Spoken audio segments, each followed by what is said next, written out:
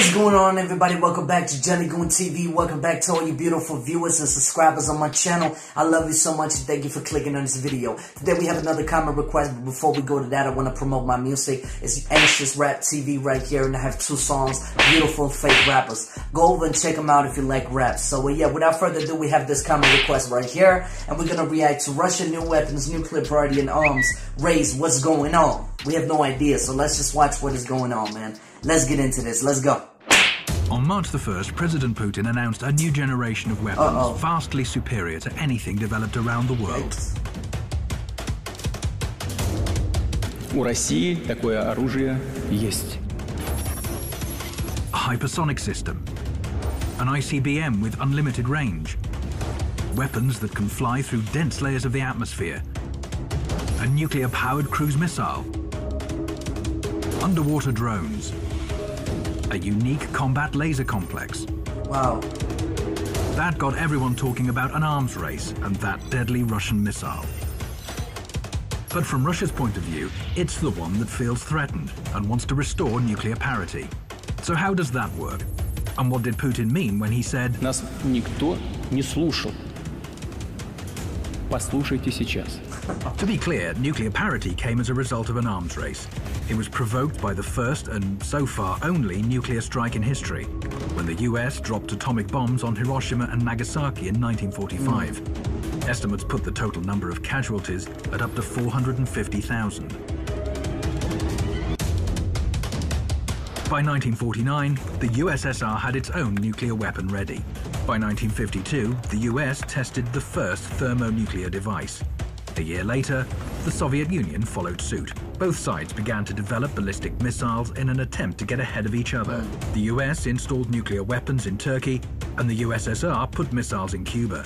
It was followed by the Cuban crisis, which saw the world teeter on the brink of nuclear war, until Moscow and Washington realized there could be no winners. That's when the period of détente came about. By the early 1990s, it seemed the tension between the two countries was over. It was a time of promises, although some would prove empty over time. NATO famously promised Soviet leader Mikhail Gorbachev that it would not move an inch to the east. Даже такие были выражения, как это было у Бейкера, госсекретаря, что мы и на 10 сантиметров не двинемся в интересах НАТО или что-то. Recently declassified documents on the 1990 negotiations proved Russia's account is accurate.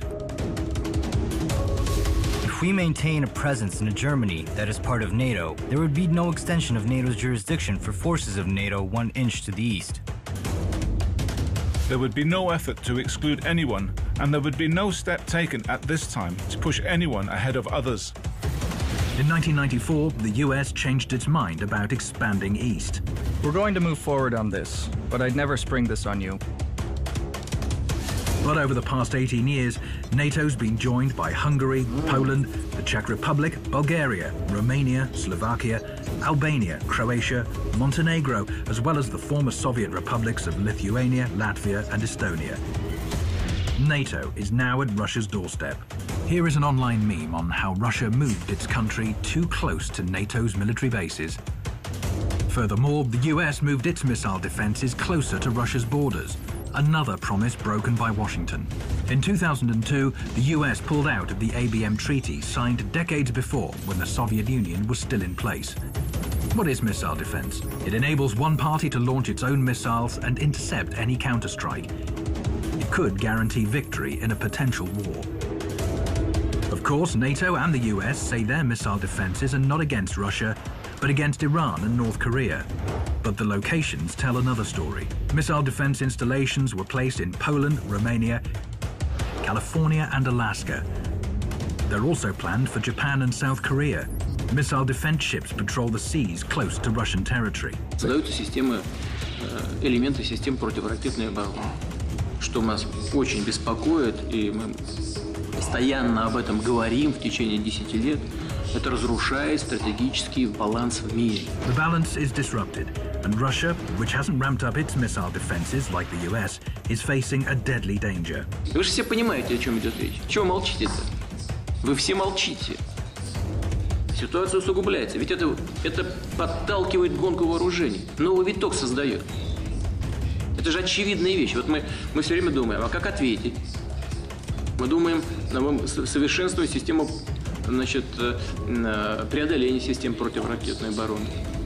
Вот это и есть виток гонки вооружений. Russia says it was forced to come up with a weapon capable of bypassing missile defenses in order to restore nuclear parity.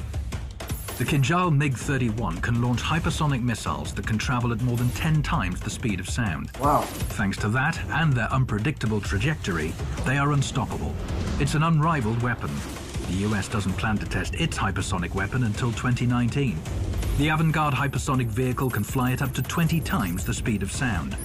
An ICBM will take it to an altitude of several dozen kilometers, from where it can dive headfirst back to Earth at top speed with aircraft-like maneuverability, dodging any missile defenses.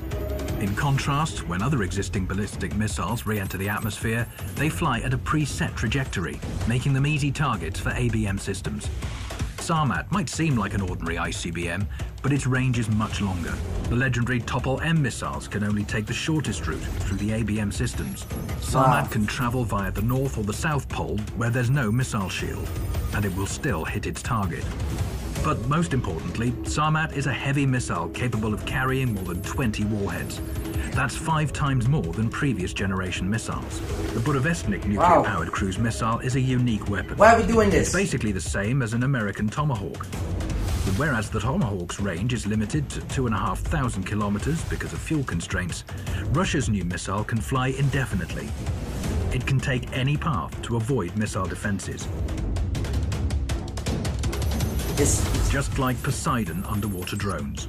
Similar to the regular drones we're used to, except these are submarine launched and travel at incredible speeds towards their targets under the sea. They run so deep that no equipment can track them. Even if detected, their high speed prevents them from being intercepted. The new weapons can work together to neutralize any existing missile defense systems. Kinjal can destroy ground-based ABM systems. Why are you telling me this? Why am I watching this video? Then, the Sarmat, Avangard and cruise missiles can be launched towards their target, bypassing any remaining barriers. On top of that, there's also a combat laser complex, Peresvet, which is unique because it almost instantly delivers an energy beam to a target and has an unlimited battle reserve. Developing new weapons is not a belligerent move, rather a move to restore parity. Perhaps this time the call for a balance of force and fair treatment all round will be heard. Нас никто не слушал. Послушайте сейчас. Okay, totally Russian propaganda, totally Russian love, right? That's what it is, man. Don't lie to me. It is Russian love. It is. And I know people, they're gonna go crazy on me down in the comments, but this is basically Russian, only to make Russia look good. Like, they're not the aggressors, they're not everybody. Now, I think America and Russia are equally good at it. Also, Japan, China, and everything. They also equal good at it. You know what I mean? I know the Russians are gonna say down in the comments, what the hell are you talking about? No, America is blah, blah, blah, blah, blah, blah. Relax, calm down. Your president is not the best president in the world. He's definitely not. But, respect to both countries. All countries, of course. It's just crazy to see that Russia is so technology advanced, or whatever you call it. It's crazy to see, man. It really is.